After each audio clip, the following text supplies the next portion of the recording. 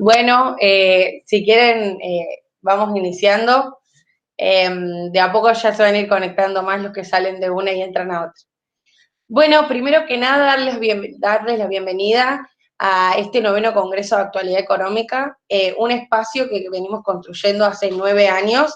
Es un espacio de formación académica en el que no solo nos formamos, sino que también charlamos y debatimos sobre temas de la actualidad económica y sobre distintos temas extracurriculares que enriquecen nuestro camino de formación profesional y también como futuros profesionales nos enriquecen y nos van allanando un poco el camino. En esta oportunidad contamos con la presencia de Dalal. Ella es abogada y es la directora del ISEPSI Córdoba, y Soledad Tumini, que es licenciada en Trabajo Social, que forma parte del ISEPSI Córdoba.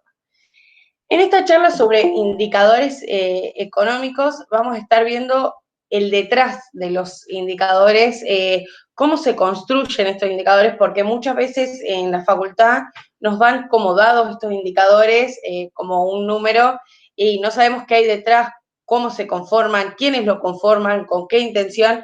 Entonces, bueno, esta charla es un poco para eso. Bueno, les doy la bienvenida a nuestras dos disertantes. Así que, si quieren presentarse. Hola, ¿qué tal? Buenas tardes. Buenas tardes a todos. Gracias, Juli. Bueno, mi nombre es Dalal Geraijes. Yo soy la directora del ISEPSI, como decía recién Juliana. El ISEPSI somos un grupo somos un equipo, digamos, es un trabajo colectivo el que venimos realizando. Y somos un grupo de distintos profesionales que venimos desarrollando esta actividad desde hace un año aproximadamente acá en la provincia de Córdoba. Esta propuesta a lo que nos invitaron a participar y poder comentar cómo es la construcción de los indicadores que desarrollamos desde el ISEPSI. Hemos sido invitados y vamos a estar participando Soledad Tumini y yo. Así que bueno, nuevamente les agradezco la presencia y nuevamente agradecida de la invitación y de la posibilidad de comentar y hacer conocer el método de investigación y de elaboración de los indicadores que venimos realizando. Les agradecemos desde ya nosotros a ustedes por la participación, por tomarse este tiempo. Actividades como estas siempre estamos generando con el ISEPSI, así que muchos tal vez ya conozcan del resto de las actividades a los que los hemos invitado. Es un placer tenerlas hoy acá. Vamos a estar haciendo consultas por el chat, si quieren vayan escribiendo por ahí, y después cuando finalicen la presentación, por ahí hacemos ahí las intervenciones y les leo por ahí las preguntas. Otra cosa que quería aclarar es el tema de los certificados opcionales. Al finalizar la charla y en realidad finalizar el congreso, les vamos a estar enviando los certificados y los comprobantes. Así que, bueno, nada, aclararles eso antes de que comiencen las chicas.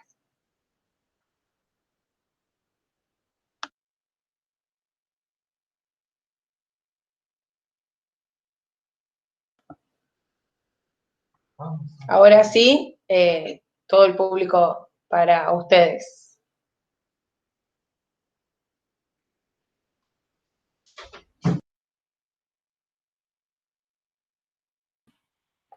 Bueno, yo trajimos para comenzar ya directamente con la presentación de cómo es la construcción de los indicadores. Armamos un pequeño PowerPoint. Sole, no sé si lo tenés por ahí, para que podamos empezar. Sole. Ah, ahí estamos, bárbaro.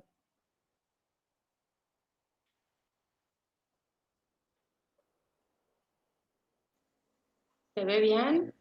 Ahí se está viendo perfecto. Se Por ve ahí toda la...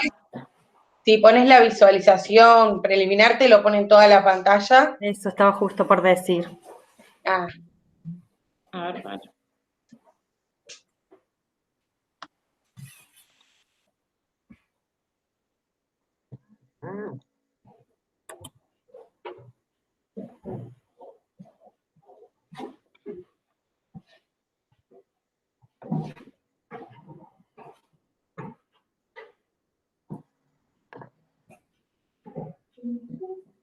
No puedo. Sole, ¿vas ahí a donde dice vista?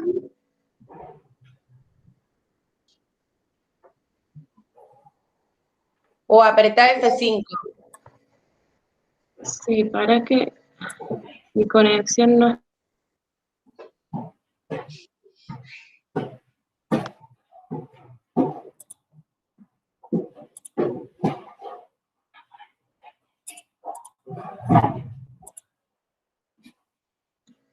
Dani, ¿querés presentar vos que yo estoy media floja de conexión?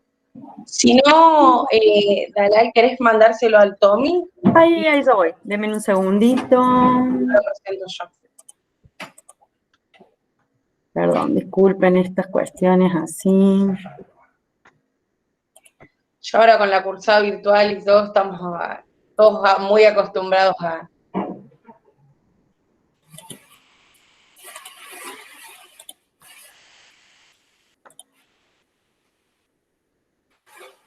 ¿Ahí está bien? ¿Pueden verlo?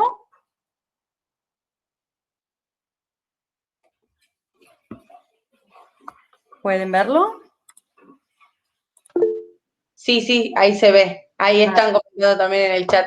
Hablaba, pero tenía el micrófono desactivado. Yo tenía el micrófono, perdón, disculpen. Yo estaba diciendo sí, Ah, sí, pero no. bien, bueno. Arrancamos entonces. Bueno, como les comentaba, nosotros somos parte del equipo del ISEPSI. El ISEPSI es el Instituto de Investigación Social, Económica y Política Ciudadana. Venimos realizando un trabajo de investigación desde hace aproximadamente un año en la provincia de Córdoba, pero el ISEPSI tiene ya 10 años de existencia, porque este es un instituto que tiene desarrollo y actividades y trabajo en 22 provincias de nuestro país. Nació, digamos, en la Ciudad Autónoma de Buenos Aires y provincia de Buenos Aires, y a partir de allí fue creándose distintos ISEPSIs en las provincias de nuestro país. En estos 10 años hemos desarrollado distintos indicadores con el objetivo principal de poder reflejar las condiciones de vida y la realidad que atraviesan los distintos sectores de nuestra sociedad, ¿sí? Para esto utilizamos el método de trabajo, que es justamente el objetivo de esta charla, contarles de qué se trata, qué metodología utilizamos y qué resultado nos ha brindado. Y este método de trabajo implica un proceso de investigación que conlleva la participación de distintos sujetos sociales, es colaborativa porque es una producción colectiva, pero a su vez cumple requisitos técnicos, científicos, por lo tanto es una investigación sistemática y técnica. ¿Cuál es el método que nosotros utilizamos, el método científico que utilizamos para la construcción de estos indicadores? Utilizamos la investigación acción participativa, la llamada IAP. Bueno, para quienes por ahí no han escuchado anteriormente de qué se trata la IAP, la investigación acción participativa, es un método de investigación científica que surge como resultado de la aplicación en la investigación científica de las teorías de educación popular, de las teorías de la epistemología del sur y de la elaboración de un método de investigación que conllevara a la participación de los actores, de los sujetos que a su vez eran objeto de estudio, ¿no? Pero en el fondo, si la IAP, la investigación acción participativa, es un método de investigación, ¿sí? Es un método de investigación científica. Por lo tanto, parte de un punto que es problematizar la realidad, ¿sí? Toda investigación científica parte de una pregunta sobre lo que queremos investigar, digamos, parte de una necesidad de encontrar respuestas o de una necesidad de buscar información. Es decir, en cierta forma estamos problematizando un tema sobre el cual nos decidimos a desarrollar una investigación. Bien, la IAP, como toda investigación, tiene como punto de partida la problematización de la realidad. La diferencia es que la búsqueda de respuestas, la búsqueda de información sobre ese eje en el que estamos problematizando, tiene dentro de este método como elemento la producción colectiva de la comunidad participante, ¿sí? Es decir, implica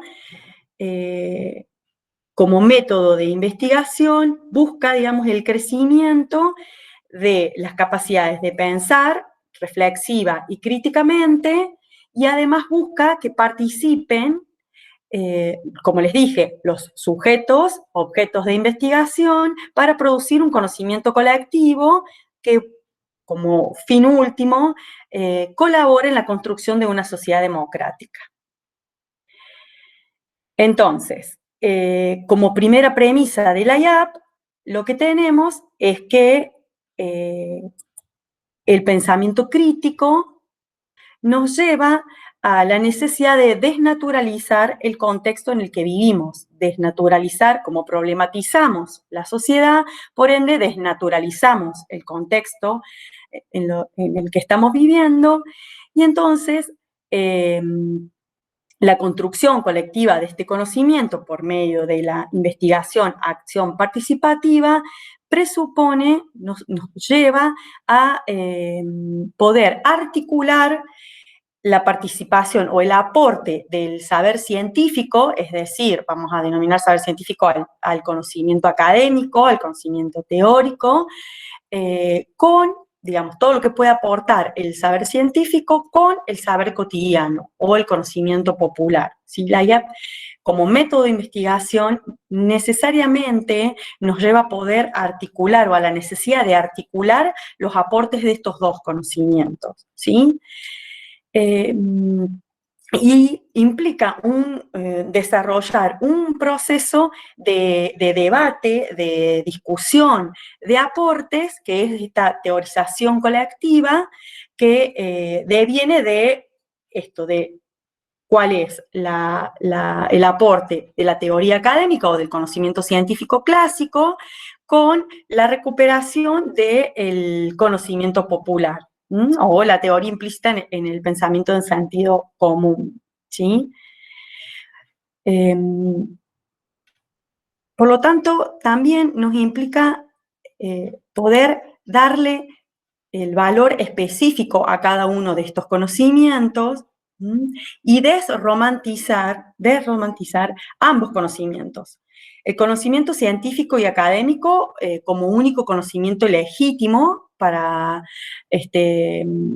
poder investigar, y a su vez también nos implica poder revalorizar o mirar desde otro lado el conocimiento popular, ¿sí? Es decir, nos va a significar desandar en muchos aspectos o poder modificar algunas premisas o posturas o conocimientos que tenemos, ¿sí?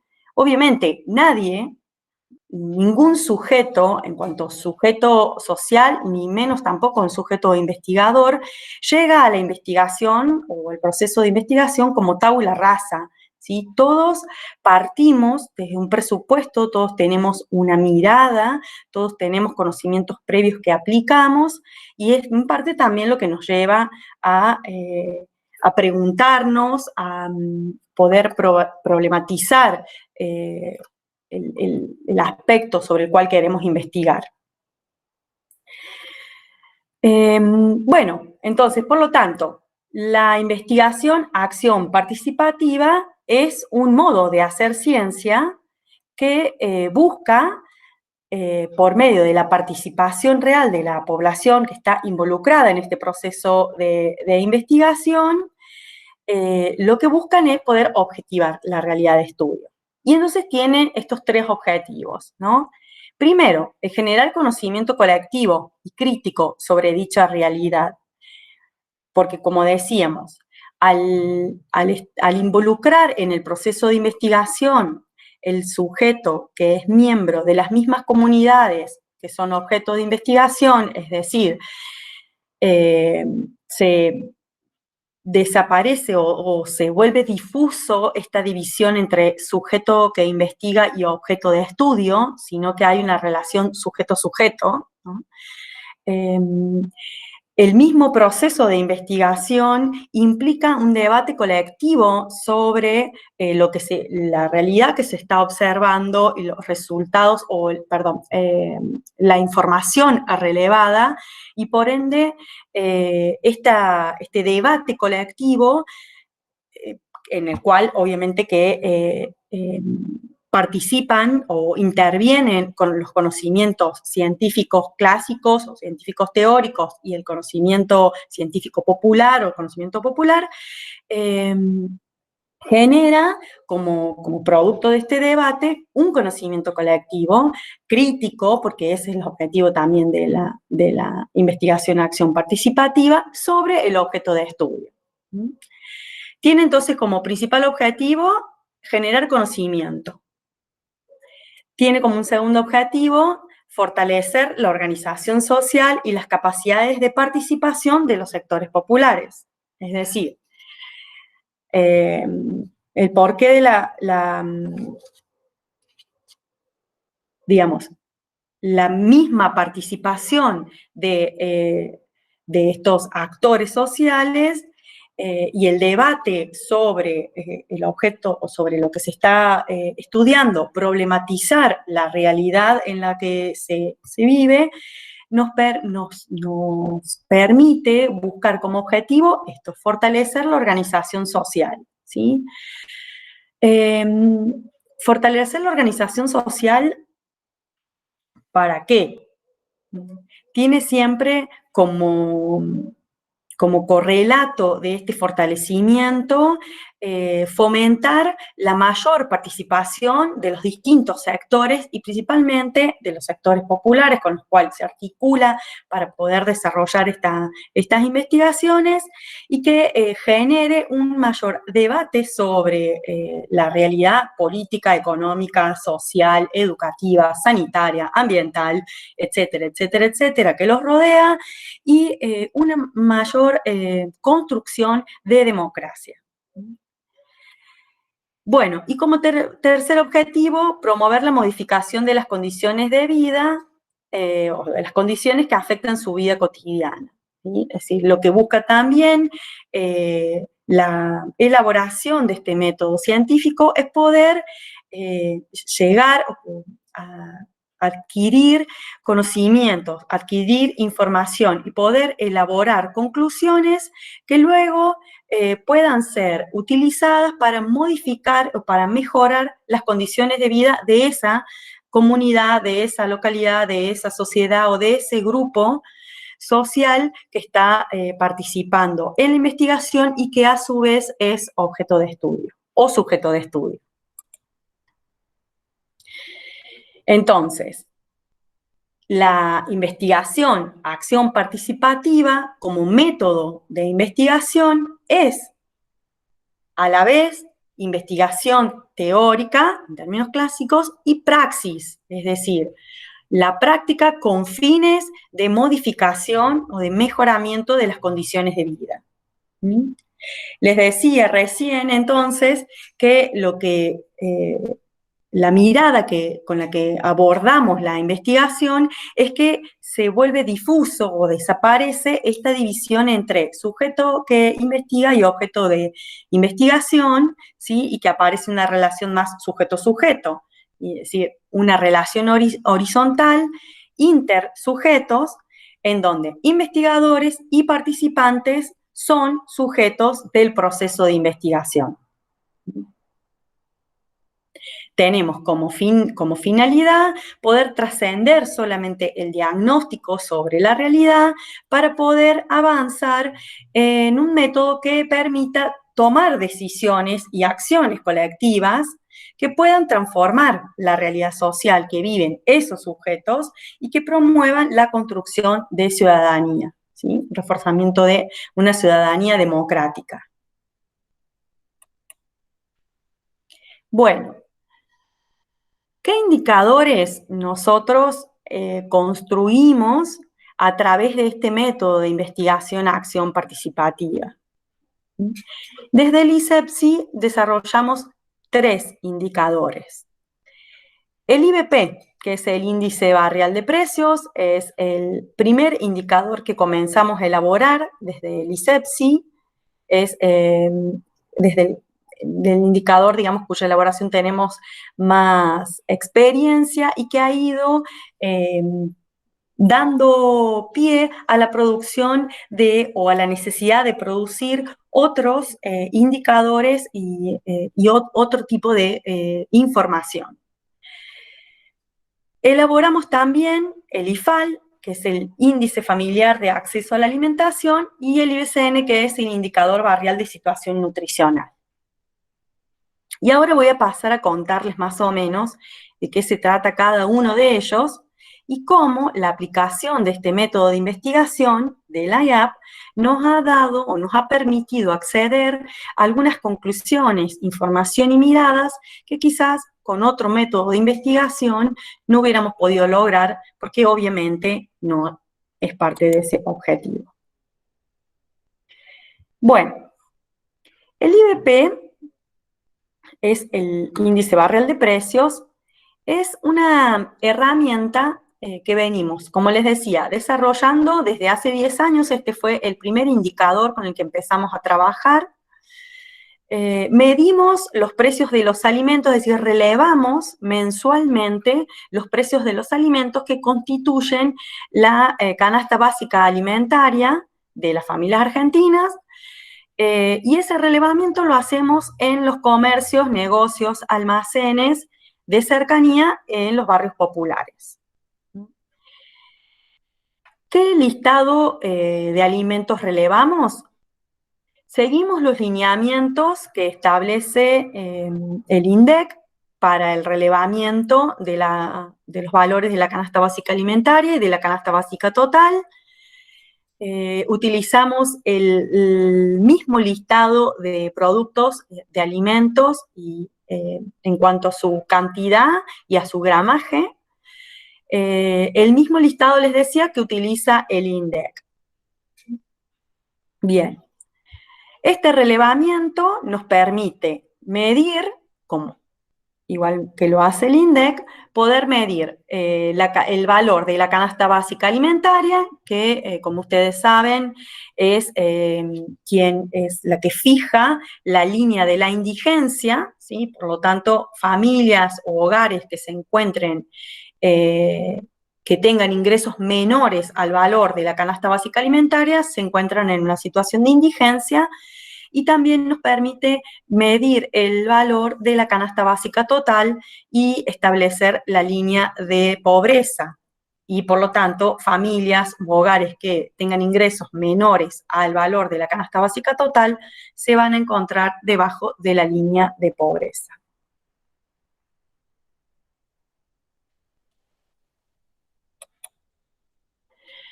¿Por qué empezamos a elaborar estos indicadores como el índice barrial de precios? Digamos, un instituto que en sus comienzos nació con la idea de poder desarrollar áreas de investigación y de formación para los actores populares, nos encontramos con que en el 2011, producto de la intervención del Gobierno Nacional en el INDEC, los valores, las estadísticas, la información que daba a conocer el Instituto Nacional de Estadística y Censo, no nos resultaba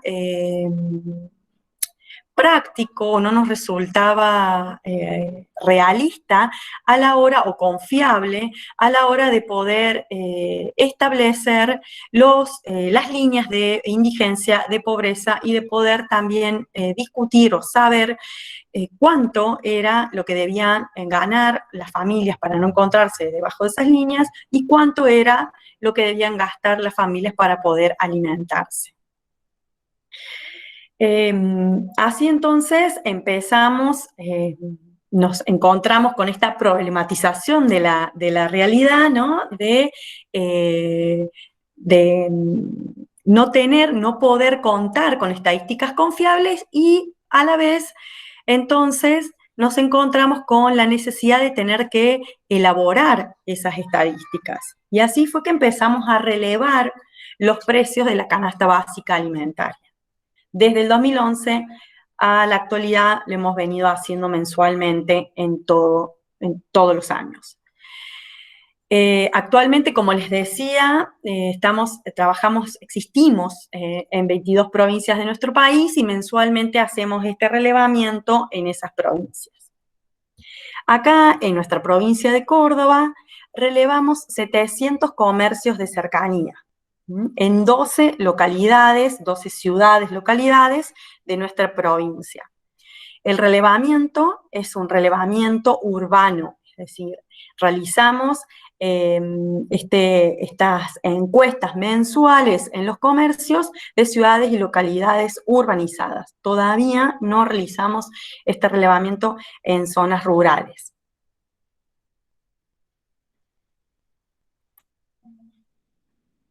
Bueno, como todo método de investigación, es metódico. Bien, entonces, este relevamiento, la construcción, digamos, del índice barrial de precios, nos implica. Dalal, ¿Sí? te interrumpo, disculpa que ahí me están escribiendo en el chat que siempre queda en la primera diapositiva. Ay, perdón, yo lo venía pasando. A ver, deme un segundo, por favor, que no veía. Y a mí no me había saltado la ventanita tampoco de alerta del mensaje y me escribieron por privado y ahí lo pude ver. Denme un minuto, por favor, discúlpenme. No me había dado cuenta, cuando uno presenta es como que la pantalla como que se había puesto estática. Ah, bien, a ver, bien, un segundito.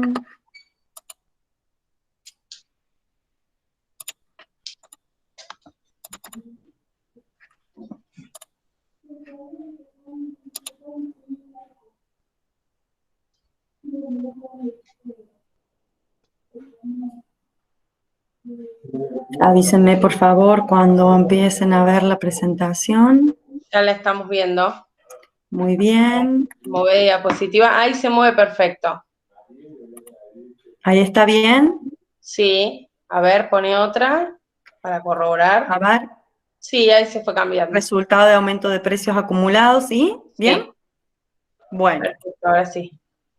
Bueno, entonces, les decía que la elaboración del IBP, de este indicador barrial de precios, como método de investigación como método de elaboración es científico y metódico.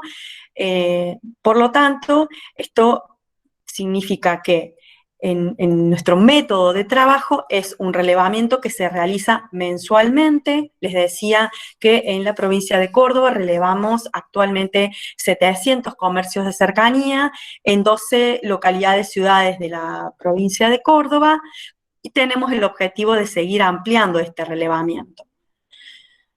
¿Cómo se fijan, obviamente, como método de relevamiento, objetivos de relevamiento que son representativos de la población de esas localidades o ciudades que estamos relevando en comparación a la cantidad de población total de la provincia, porque trabajamos con muestras, es decir, no relevamos todo el universo existente, sino que establecemos muestras de relevamiento. Estas muestras de relevamiento, como les decía, lo hacemos mensualmente y relevamos todos los meses a los mismos negocios, ¿sí? En el caso de que ampliemos, es porque vamos a ampliar a nuevas localidades. En las localidades que ya venimos haciendo este relevamiento, relevamos siempre los mismos negocios o comercios. Esto nos permite poder tener a lo largo del tiempo un indicador de cómo han ido variando los precios y tener, obviamente, como respaldo y como seguridad en el trabajo de relevamiento, de que la variación de precios se debe a una variación real de los alimentos y no a una variación de los precios establecidos por distintos comercios. ¿Bien? Por lo tanto, además, establecemos que siempre relevamos el precio más económico, porque nosotros tenemos una mirada de que queremos elaborar un indicador que nos diga o que pueda demostrar o que pueda reflejar cuál es el costo real de la canasta básica alimentaria y de la canasta básica total de los sectores más humildes de las distintas ciudades y localidades que relevamos con el IBP. Por lo tanto, a nosotros no nos interesa saber cuál es el valor de los alimentos mayorista o el valor de los alimentos en grandes superficies o hipermercados. Por eso relevamos comercios de cercanía.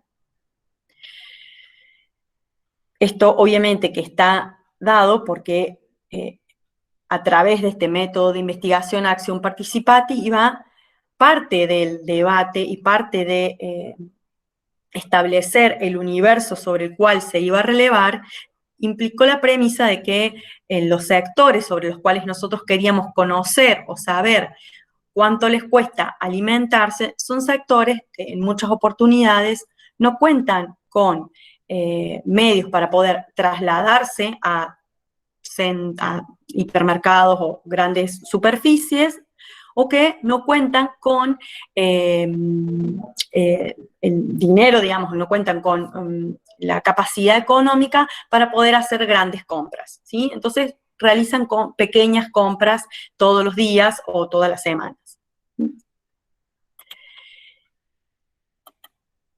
Este método de investigación, obviamente que nos ha dado información que controlamos y contrastamos mensualmente, ahora sí, con los indicadores que publica el INDEC, que desde hace un tiempo a esta parte ha logrado establecer o dar a conocer indicadores que comienzan a ser confiables nuevamente.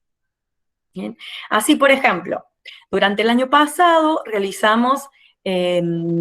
elaboramos el índice barrial de precios, el IBP, sobre un listado de 19 productos que considerábamos una canasta esencial en el marco de la pandemia, ¿sí? Fijamos un listado de alimentos y de productos de limpieza que considerábamos imprescindibles para poder, o digamos, para cubrir necesidades alimentarias y de higiene en el marco de esta pandemia de COVID.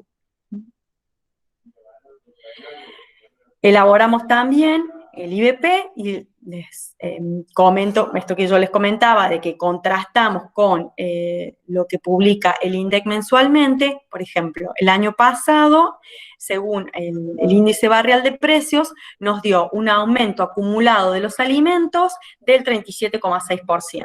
¿Sí? Según el INDEC, para la zona centro, digamos que es donde está incluida Córdoba, el aumento de los alimentos fue del 36,01%.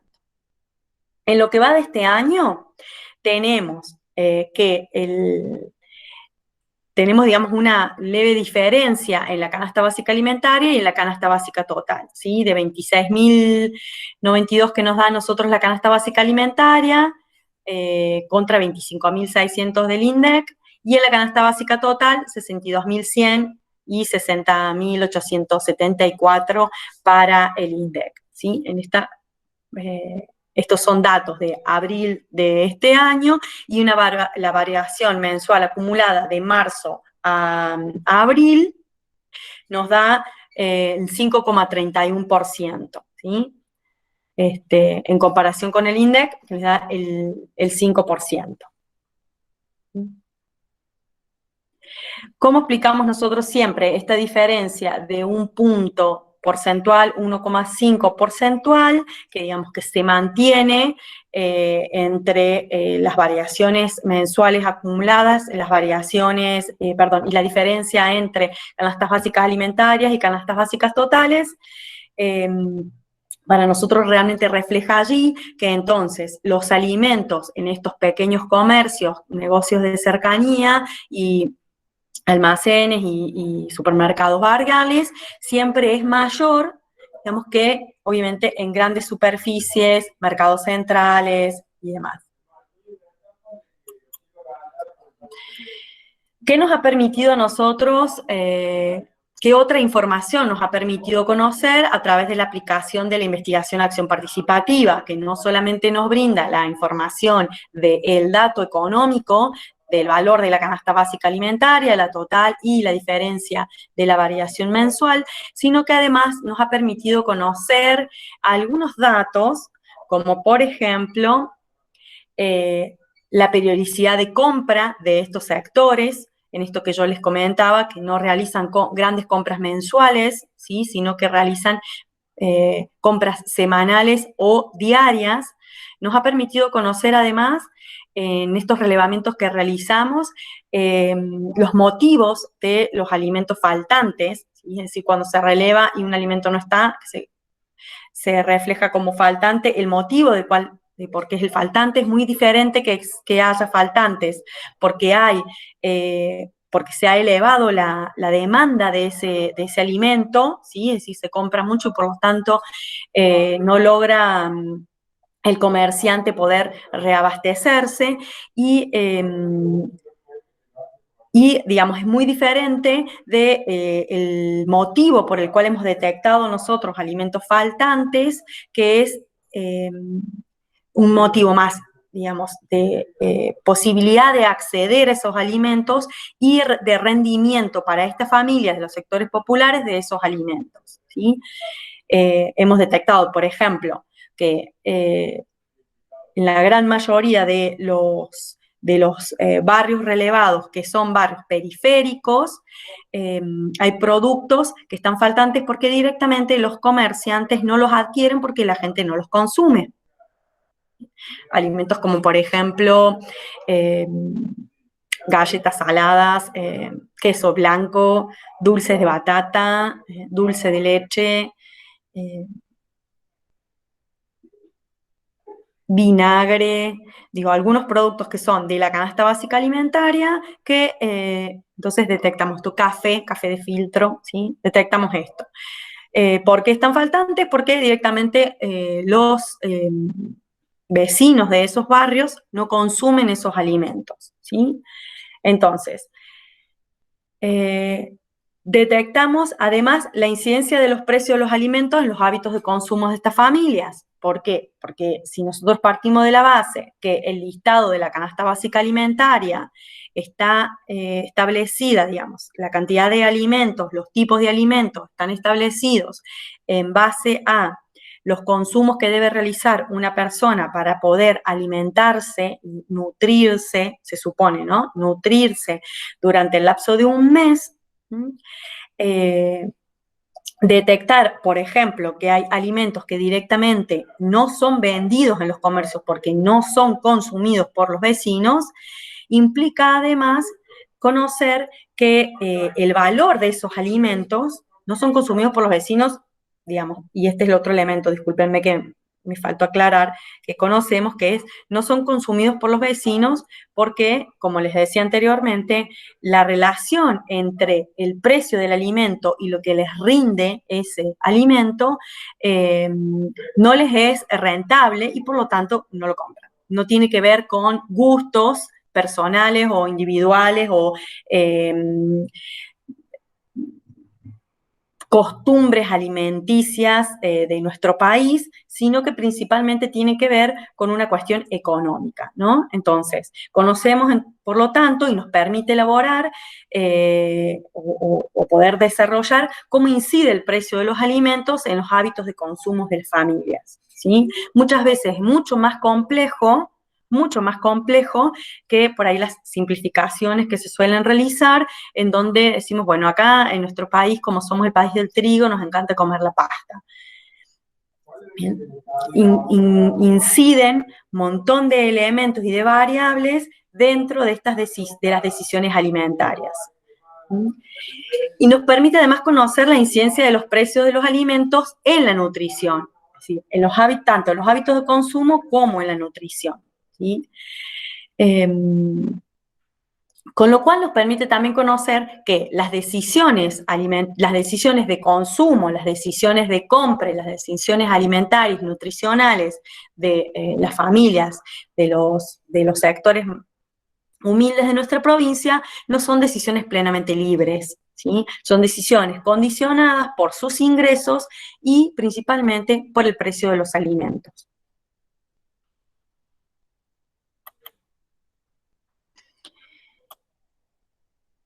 El segundo indicador que elaboramos, como les comenté anteriormente, es el IFAL, el Indicador Familiar de Acceso a la Alimentación. Como les decía, la elaboración del IBP, del Índice Barrial de Precios, nos fue brindando y posibilitando conocer otros aspectos relacionados con el valor de los alimentos que tenía que ver con el acceso a algunos alimentos, es decir, la posibilidad de que estuvieran disponibles en los negocios estos alimentos y por lo tanto cómo incidía esto dentro de los hábitos de consumo y de los hábitos nutricionales. Entonces, surgió la necesidad de poder elaborar un indicador que nos permitiera conocer qué comemos los argentinos, es decir, las familias de estos sectores, de los barrios más humildes de las distintas provincias, y cómo se adquieren esos alimentos, cómo se cocinan esos alimentos y quién lo hace. Bien, entonces, elaboramos el IFAL, este indicador que tenía como objetivo poder contrastar la incidencia de la tarjeta alimentar como política pública dentro del Plan Argentina contra el Hambre, que empezó a implementar el gobierno nacional actual a partir de diciembre del año 2019, y que tenía como objetivo poder mejorar la condición alimentaria de las familias que tuviesen, porque era una condición necesaria para poder ser beneficiarios de la tarjeta alimentar, que tuviesen niños, niñas menores de 6 años. Bien, entonces, producto de la necesidad de poder conocer cómo afectaba el valor de los alimentos dentro de la nutrición de las familias y poder además medir la incidencia de esta política pública implementada de la tarjeta alimentar, elaboramos el Indicador Familiar de Acceso a la Alimentación, que nos significó relevar a través de una encuesta que era anónima, voluntaria, a familias que asistían a comedores o que vivían cerca de comedores comunitarios, que pudiesen tener alguna incidencia del trabajo que realizaban comedores merenderos, y poder conocer también cómo se había reconfigurado la situación alimentaria en la época de pandemia. Les decía que establecimos un universo comparativo entre familias que eran beneficiarias de la tarjeta alimentar y familias que no lo eran, para poder medir efectivamente, además de conocer qué comían, cómo lo comían, de dónde adquirían los alimentos y quién se encargaba de ellos, poder conocer la incidencia de la tarjeta alimentar. También nos permitió poder elaborar indicadores sociodemográficos, acceso a los servicios básicos, aspectos socioeconómicos de las familias que no eran muy conocidos en la actualidad, si bien quizás podían ser parte de presupuestos o de miradas que había sobre estos sectores. No había, hasta el momento en que elaboramos el IFAL, un estudio metodológico de relevamiento de esta información, ¿sí? Que relacionara estos aspectos. Como les comentaba que realizamos este relevamiento en también 22 provincias de nuestro país, y esto nos permitió conocer, por ejemplo, que casi el 70% de las familias, que los alimentos casi 70% de las familias de Córdoba eran administrados o eran elaborados por una mujer, lo que nos permitió corroborar la premisa de que en estos sectores las tareas del hogar aún siguen estando mayoritariamente a cargo de las mujeres. Nos permitió conocer, por ejemplo, que la incidencia en la calidad alimentaria de las familias, la incidencia de la tarjeta alimentar en la calidad alimentaria de las familias que eran beneficiarias, superaba el 12,5% en comparación con las que no eran beneficiarias. Nos permitió conocer una premisa que quizás era presupuesta por todos, pero que se comprobó a través de esta investigación, que era que los montos adquiridos por medio de este beneficio eran utilizados para adquirir alimentos que eran consumidos por toda la familia, a pesar de que era una tarjeta que estaba pensada para beneficiar la alimentación y la nutrición de la primera infancia, ¿sí? Este indicador, este trabajo metodológico de relevamiento que realizamos durante 3 meses, durante los meses de agosto, septiembre y octubre del año pasado, nos permitió poder elaborar o proponer modificaciones en las políticas públicas. Este otro objetivo que tiene la IAP, ¿no? Generar propuestas para modificar y para poder mejorar las condiciones de vida de la sociedad o de la comunidad en la cual viven estos sujetos, ¿sí? Obviamente, los relevamientos los hicimos, discúlpenme, quizás era una obviedad y no lo aclaré, pero los relevamientos, tanto del IBP como del IFAL, como del otro indicador que voy a desarrollar a continuación, el IBCN, los realizamos con vecinos y vecinas de los barrios que estamos relevando, ¿sí? De los barrios que relevamos los negocios, de los barrios que relevamos las familias que están cercanas o que participan o son beneficiadas por los comedores comunitarios y merenderos, y de las familias con niños, niñas y adolescentes menores de 18 años. Por lo tanto, los resultados que nos brindó el IFAL, que si ustedes quieren conocer más en profundidad, tenemos el informe subido en la página de Facebook de ISEPSI Córdoba.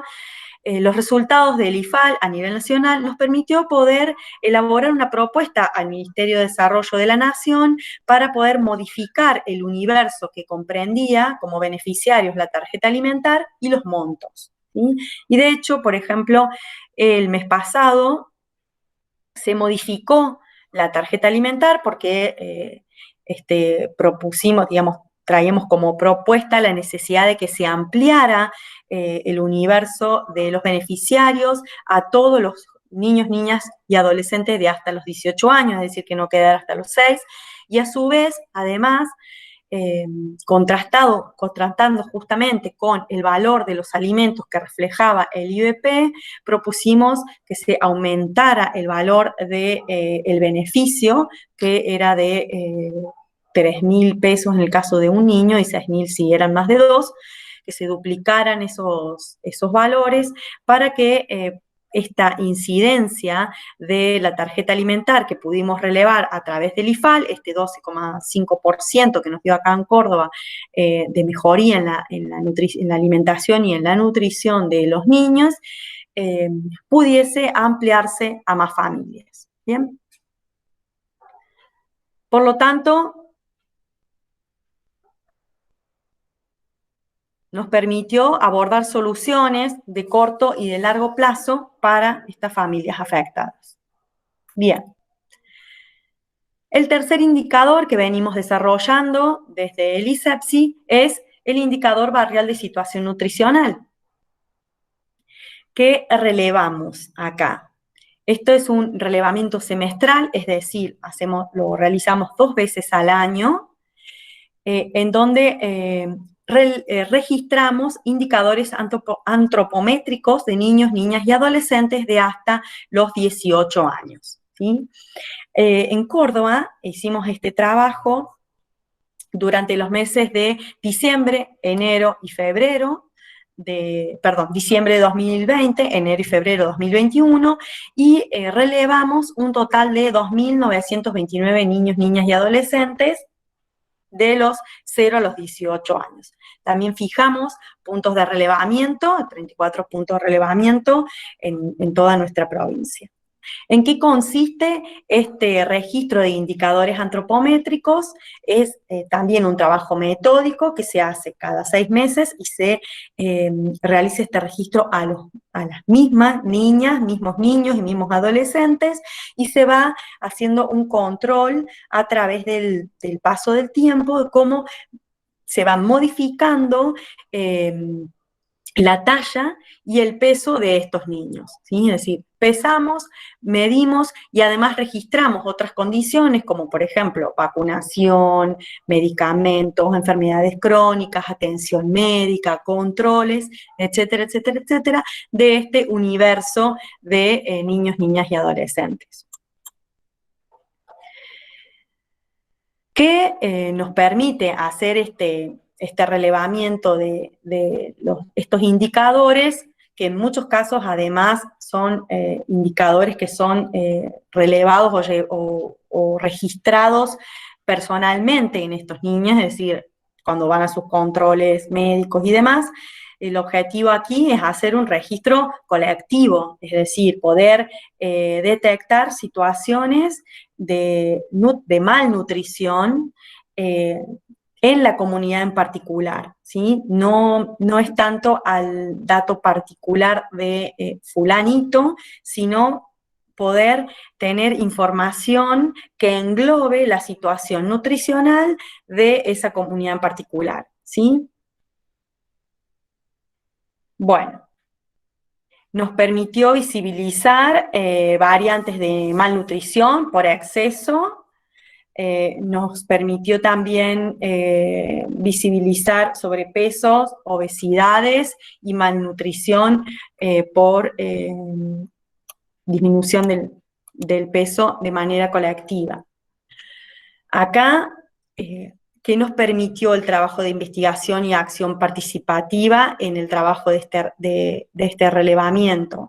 Porque además de nosotros relevar la información de cuánto medía y cuánto pesaba ese niño, y además de relevar la información de si tenía sus vacunas o sobre su situación de salud en general, nos permitió poder trabajar con la comunidad rompiendo algunos presupuestos o algunos tabúes que habían en las comunidades y sobre todo en ciertas localidades en donde la situación nutricional no era mayoritariamente la ideal, ¿sí? Por ejemplo, trabajar con relevadoras y relevadores vecinos de las personas que íbamos a relevar, o inclusive en muchos casos padres y madres de los sujetos que íbamos a relevar, nos permitió, por ejemplo, poder discutir sobre el miedo de muchas familias de que al detectar situaciones de malnutrición, esto pudiera conllevar o decantar en una denuncia por parte de nosotros ante instituciones como como la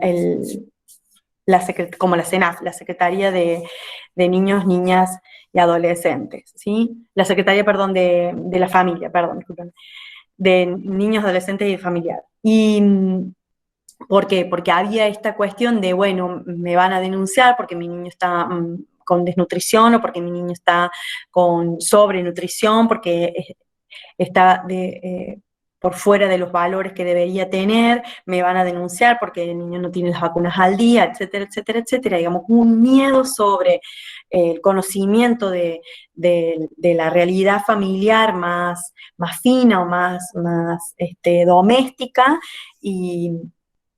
y por lo tanto mucha resistencia en un primer momento a poder realizar o permitir en realidad trabajo del relevamiento de estas medidas antropométricas.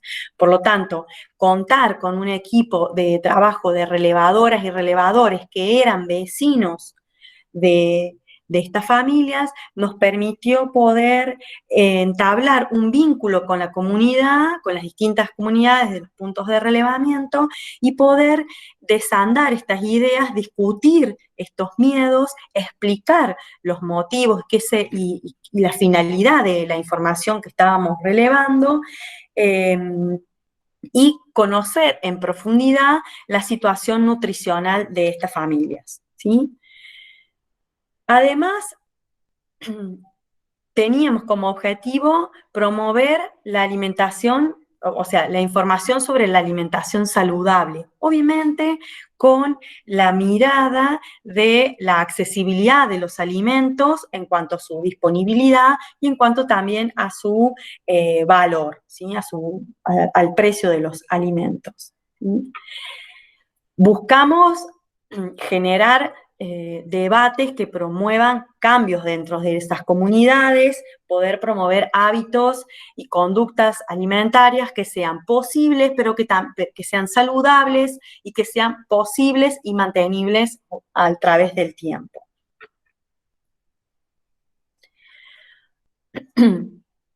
Estos indicadores que venimos realizando con este método particular de investigación que elegimos utilizar nos dan como resultado la necesidad esencial de la existencia de estos indicadores que nos permitan conocer, nos permitan relevar, conocer datos duros o información concreta sobre la realidad, que nos permitan poder elaborar indicadores para poder comparar y contrastar las distintas localidades, pero que también nos permitan conocer un universo amplio de la realidad social y familiar de las comunidades en donde los realizamos. Por lo tanto, nos presenta siempre la necesidad de estar actualizando la información que vamos relevando con estos distintos indicadores, y que nos permitan conocer u obtener una información y un diagnóstico lo más preciso posible sobre la situación que tienen estas comunidades o la carencia que tienen estas familias que viven o que son parte de los sectores más humildes de nuestra provincia y que se encuentran hoy en situación de vulnerabilidad.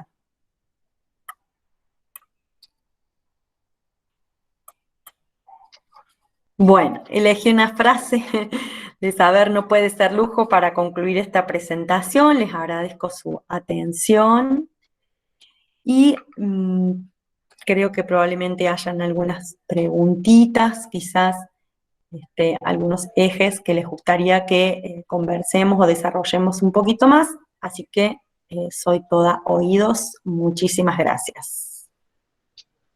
Muy bueno, Dalal, la verdad que muy claro, y con las diapositivas así se podía ir siguiendo perfectamente todo tu relato.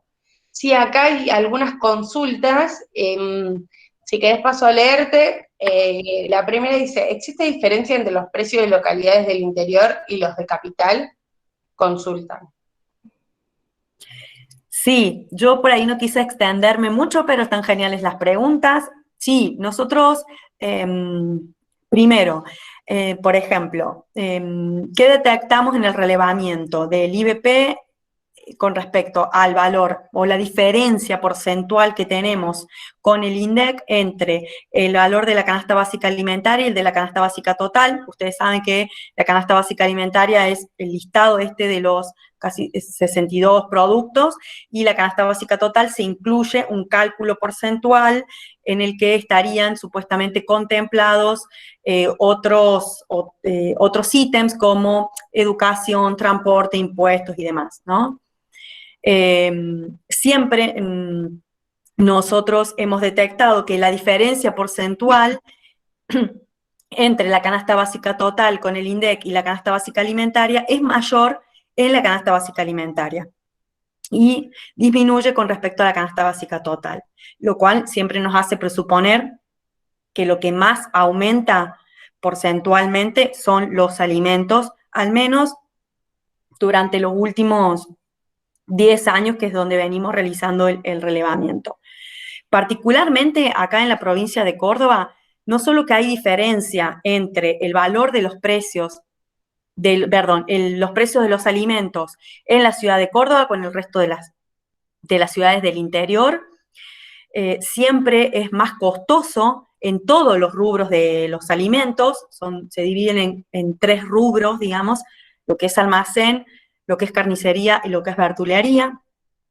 En todos los rubros siempre hay una diferencia que es aproximadamente entre un 9 y un 10% más caro en el interior.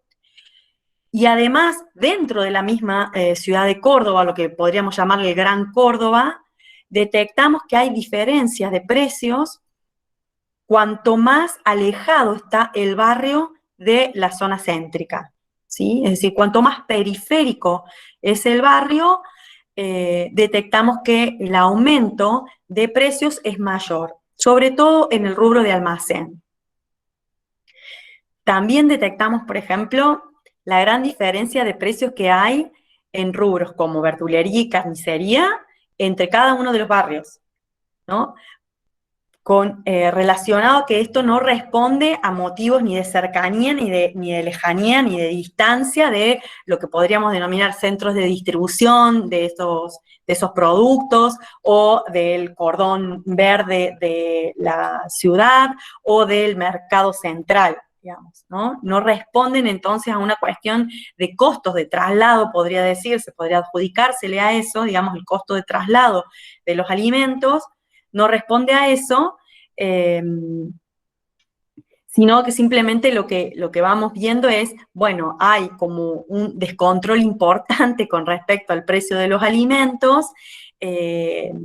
Nos parece que además, digamos, una de las conclusiones a las que llegamos es que hay pocas herramientas de control de precios en términos de poder establecer precios de referencia reales que sean cumplidos, que sean respetados por los comerciantes, que sea posible de respetar también por los pequeños y medianos comerciantes, y hay también pocas herramientas de control real en la práctica sobre aplicar o no estos precios. Entonces sí hay entre un 9 y 10%, varía un poquito algunos meses, ¿sí? Pero en general entre un 9 y un 10% más caro los alimentos en el interior. Siempre reflejamos eso nosotros en el informe, obviamente. Cada vez que terminamos cada uno de estos relevamientos, elaboramos un informe en donde refleja los datos que hemos podido conocer, y tanto en esta cuestión porcentual como también en esta otra información que yo les decía en cuanto a la accesibilidad o la disponibilidad de ciertos alimentos. Está muy bueno cómo lo explicás de un punto de vista tan amplio, porque por ahí cuando vemos la teoría, sobre todo quienes estudiamos las ciencias económicas, hay un montón de supuestos que se dan por fijos, que no lo son. O sea, y acá vos mencionaste un montón que cuando nosotros vemos ejercicios prácticos, un montón de supuestos que se dan por fijo y claramente no lo son, por eso los resultados son estos de las diferencias que hay en un montón de aspectos. Está bueno para estar atento a esto cuando hacemos una lectura de un índice del otro, tener en cuenta que se dan supuestos por fijos que no lo son en un montón de indicadores, para que vayamos encontrando con este tipo de indicadores tan bien realizados y con una visión tan amplia de la construcción de los mismos. Me parece que a nosotros como estudiantes de ciencias económicas esto nos sirve un montón y nos cambia la perspectiva de un montón de cosas teóricas que vamos viendo durante la carrera y las materias económicas sobre todo. Sí, por ejemplo, quería comentarles particularmente lo de, nos pasó en el primer relevamiento que hicimos, bueno, se releva dentro de los productos el café de filtro, ¿no? En dos gramos, tipos en dos tamaños, ¿no? 250 gramos y 500 gramos. Y en gran parte de los barrios relevados no había café, no había café, no había café, no había café, no había café. Bueno, obviamente, si uno analiza solamente esto, como les decía anteriormente, el faltante, bueno, a ver, la teoría económica clásica sería, bueno, a ver, acá hay una sobredemanda que supera la oferta y por lo tanto no da tiempo al comerciante a poder reabastecerse. Sin embargo, bueno, el método de investigación acción participativa, como les decía, implica luego el debate colectivo de la información relevada, y en esta discusión colectiva y en esta puesta en común surge que está faltante. ¿Por qué? Porque los sectores populares no consumen café de filtro. Les resulta un alimento caro y poco rendidor. Prefieren consumir, por ejemplo, té, mate cocido, ¿sí? Y en algunos sectores en donde quizás por su situación económica pueden comprarlo, pueden acceder a consumirlo de forma variable, directamente muchas veces los comerciantes no los venden, no los llevan, porque durante cierta cantidad de tiempo en el año, son generalmente los meses más cálidos, hay tan poca demanda de ese producto que directamente es un producto que no está disponible para la compra en esos sectores, ¿sí? Entonces, esto que yo les mencionaba, o sea, por un lado es la decisión económica de no consumir un determinado alimento que impacta en la nutrición, y por el otro lado, la falta de disponibilidad de ese alimento, y por lo tanto coerciona en gran forma también la libertad de poder decir, bueno, hoy voy a tomarme un café filtro, digamos. La restricción en el acceso ya al producto. Después hay otra, así que te leo, dice: ¿cree que la tarjeta alimentar da respuesta a la problematización real de vulnerabilidad económica y social que viven los sectores más populares? ¿O qué medidas políticas públicas serían ideales y significativas para mejorar las condiciones de vida con las que se puede proyectar el futuro? Sí, bueno, vamos por partes. Efectivamente, la tarjeta alimentar, nosotros tenemos una mirada que es una política que es paliativa de una situación muy compleja que tiene nuestro país y que tiene particularmente además nuestra provincia. Bueno, seguramente ustedes están al tanto, pero Córdoba tiene casi el 45% de su población por debajo de la línea de la pobreza, ¿sí? Y en los sectores más vulnerables, 6 de cada 10 niños están por debajo de la línea de la indigencia, ¿sí? Por lo tanto, nosotros tenemos una situación social, económica, grave. Y además, profundizada esa diferencia y esa situación más compleja por toda esta situación sanitaria con implicancias económicas de la pandemia, ¿no? Porque además son sectores en donde, digamos, que sus ingresos económicos provienen de trabajos que están precarizados, trabajos en negro,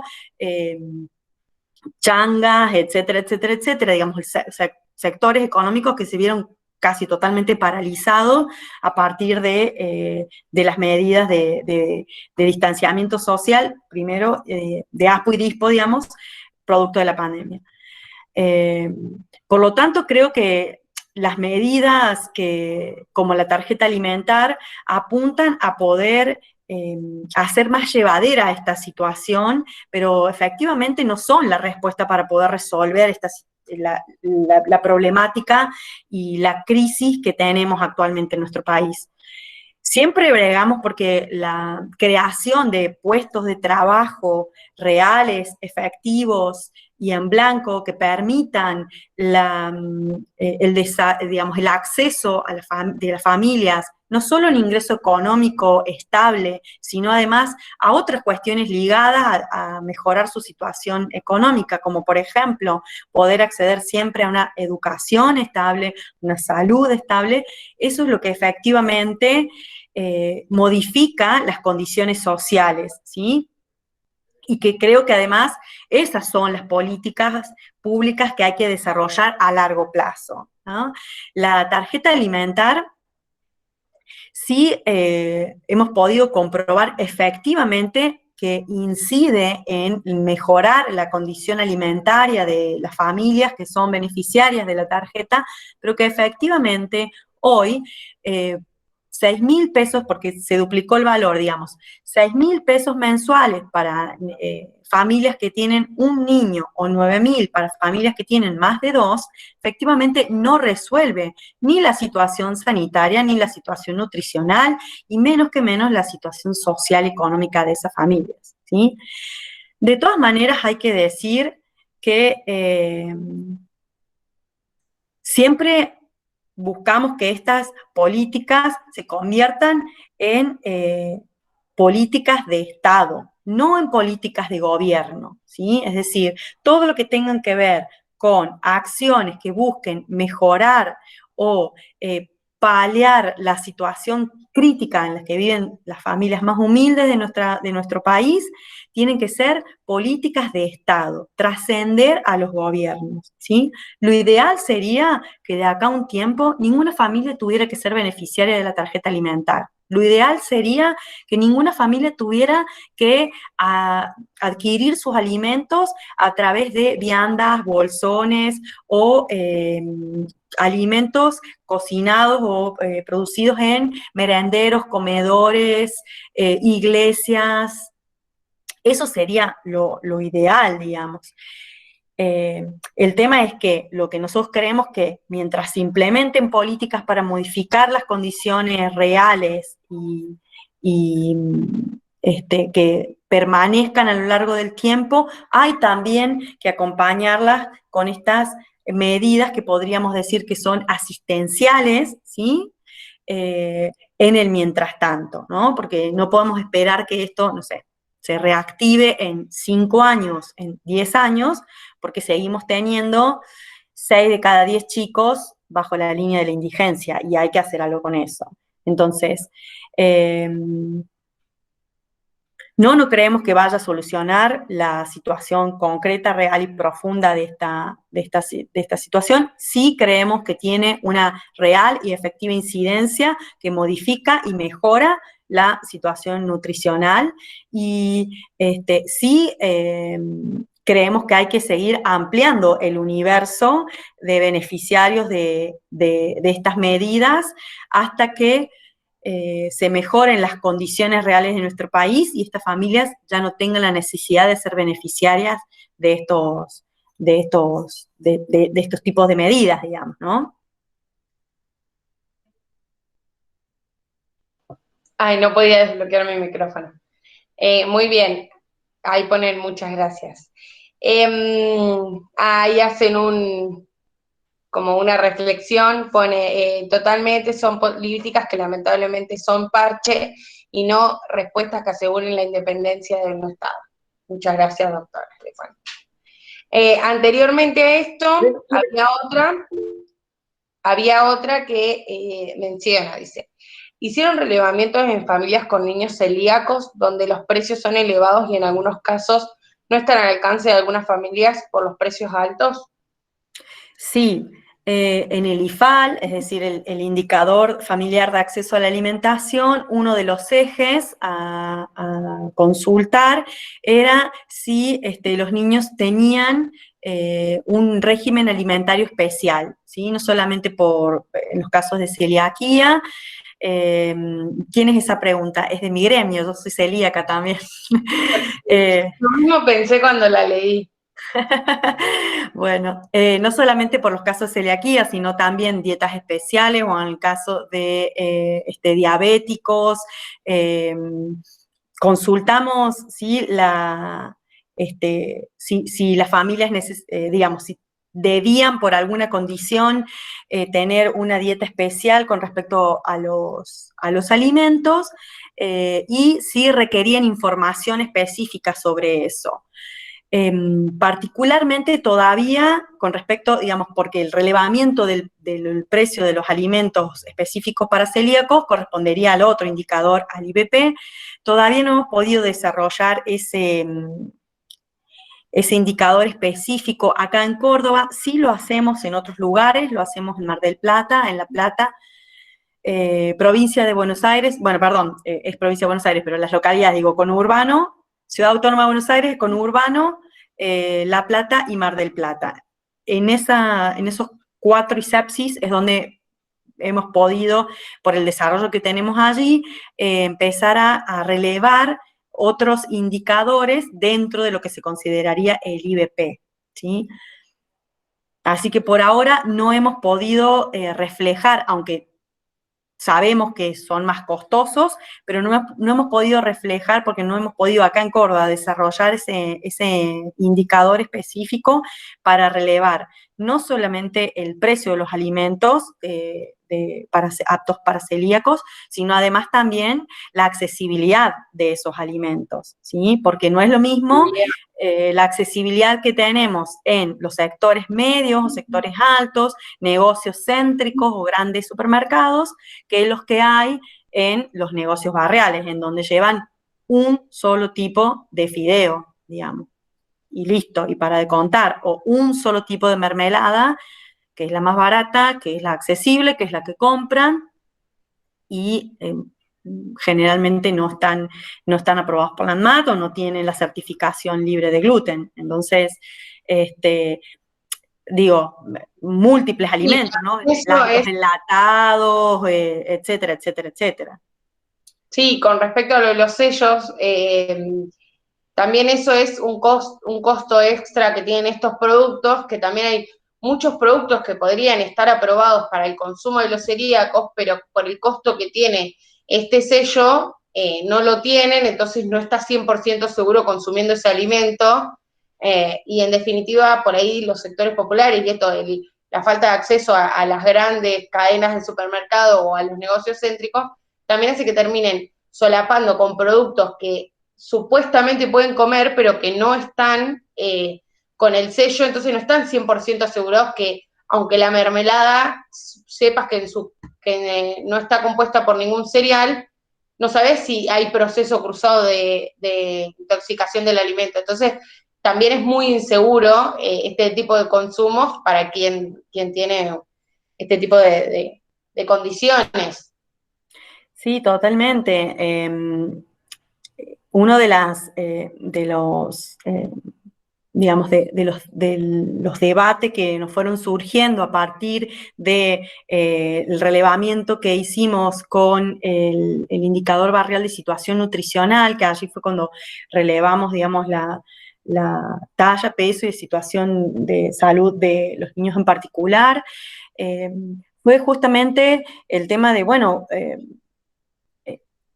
cómo se producen los alimentos y la discusión de, bien, nosotros comemos esto porque queremos, porque nos gusta, porque es lo que está accesible, porque es lo que podemos comprar, porque es lo que encontramos en todos lados, porque es lo que sabemos cocinar, y cómo impacta eso dentro de la salud de los niños y del desarrollo, además de niños, niñas y adolescentes de nuestro país, ¿no?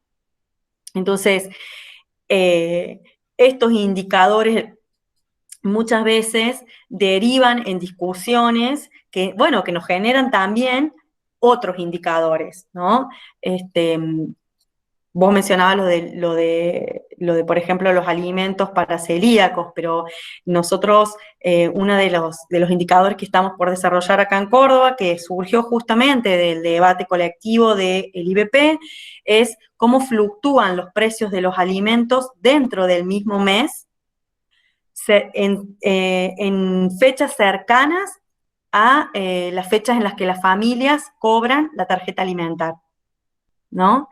Entonces hay un sentir, una idea que no hemos podido contrastar todavía empíricamente porque no hemos hecho aún el primer relevamiento, pero hay una mirada y una crítica muy fuerte de los sectores, nuestros compañeros y el equipo de trabajo que hace el relevamiento del IBP, en donde opinan o ven reflejado el aumento de precios durante la semana que se cobra la tarjeta alimentar, ¿no? Que es la tercera semana de cada mes, ¿sí? Entonces, hay una mirada de que durante esa semana los precios aumentan y luego vuelven a bajar, ¿no? Cuando pasó esa semana, porque además son montos que no duran más de una semana, o sea, no compran alimentos por más de una semana, no es que están administrando esos 6.000 pesos durante un mes, no. Compran y durante una semana es lo que compran con la tarjeta alimentar, entonces hay como se presuponen que durante esa semana aumentan los alimentos. Bueno, Sí, este también. debate nos dio lugar a que estamos elaborando, desarrollar un indicador dentro del IBP que mide específicamente la variación intramensual, no intermensual, sino intramensual de estos alimentos para poder detectar si es efectivamente así. Sí, también pensándolo en términos de demanda y oferta, quien en su comercio tiene esa visión de esta semana cobran la tarjeta, si sostiene ese precio a la otra semana, no le va a ser posible venderlo, porque no va a tener una demanda para ese producto a ese precio. Entonces, bueno, ¿cómo juegan con eso de que saben que esa semana puntualmente si hay quienes pueden demandar un poco más de cantidad de alimentos y que van a estar dispuestos a pagar un poco más por ellos? Y en el Claro. resto de las semanas van a evitar consumir ese alimento porque claramente, o sea, las posibilidades económicas no son suficientes como para adquirirlo. Entonces, van jugando con ese precio en la semana que saben que están dispuestos los consumidores a resignar un poco más por adquirir X alimento o X producto. Sí, y además que podemos descubrir que pueden tener otras implicancias, ¿no? Porque además no debemos olvidar que partimos de la premisa de que nosotros relevamos comercios y negocios que no son formadores de precios, que no tienen por su capacidad de venta, por su volumen de venta, por su capacidad de acopio, por su capacidad de compra a sus productores, la posibilidad o la facultad de fijar precios, ¿sí? No relevamos grandes cadenas de supermercado, grandes superficies, no relevamos formadores de precios. Entonces, bueno, bien, si detectamos entonces que es efectiva, que es real, podemos contrastar empíricamente la variación intramensual de estos precios, es también poder relevar los motivos, que pueden ser, por ejemplo, como lo que vos decís, Juli, también, ¿no? Porque la otra premisa es también recordar que estos comerciantes son a su vez vecinos del barrio, es decir, ninguno se ha hecho rico con eso, ni se ha ido a vivir a otro lugar, sino que además son efectivamente familias que viven también día a día, ¿no? Entonces, son todos esos elementos que son elementos a tener en cuenta a la hora de poder analizar y poder valorar el dato duro o el número que relevamos a través del IBP. Bueno, no hay más consultas, por ahora todos ponen, ahí pone Lorena, gracias, mi hija es celíaca, que era quien había hecho la pregunta. Les quiero recomendar dos cosas importantes, que es que sigan al ISEPSI Nacional en sus redes de Instagram o Facebook, ISEPSI Nacional y a ISEPSI Córdoba, que son los lugares por donde se difunden todos estos indicadores que se van creando y también donde se hacen muchas veces actividades, charlas como esta.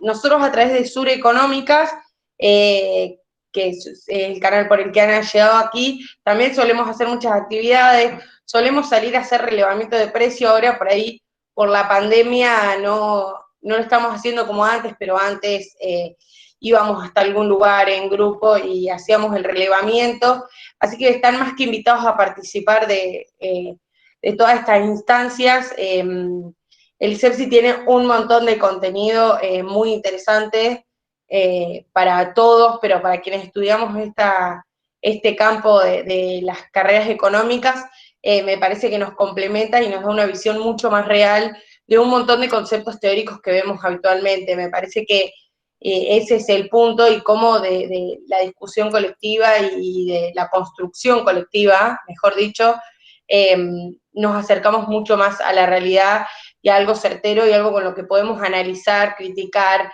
especular con algo más real y no pintado por factores para quien le convenga. Así que están más que invitados a seguir a estas dos páginas, las pueden encontrar en Instagram y en Facebook, que van a estar encontrando ahí mucha data, muchas más charlas, actividades y demás. Y bueno, y a partir de Sur Económicas, instancias como estas solemos invitar, así que para quienes les interesó, lo puedan hacer alguna otra vez con por ahí. Hay veces que hacemos, por ejemplo, charlas de un indicador puntual, donde explican cómo fue el proceso de conformarlo, de hacerlo, de, bueno, cómo se llegaron esos resultados. Después, como ahora Dalal comentaba, viste, de proyectos a futuro, de, bueno, cuál es el indicador que queremos ir a buscar, bueno, cuáles son, como esta conversación colectiva de cómo se construye el indicador. Son instancias que nos enriquecen de mucho a quienes estudiamos estas ciencias económicas y nos acercan a la realidad, que es lo que le falta a sobre todo a nuestro plan de estudios, que nos deja muy afuera de la realidad que vivimos, y que es la nuestra, la de nuestro vecino, o la de todos los cordobeses, hablando del ISEPSI en Córdoba puntualmente. Te agradezco mucho, mucho, mucho. Bueno, te agradecemos desde Sur, Dalal, que te tomes este espacio para dar esta charla.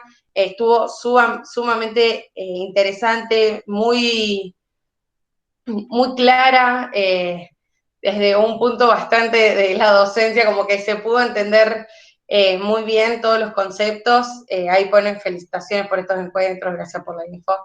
La verdad que estuvo muy bueno y te súper agradezco, y esperemos que podamos hacer muchas más de estas, porque nos acercan a la realidad y es lo que necesitamos.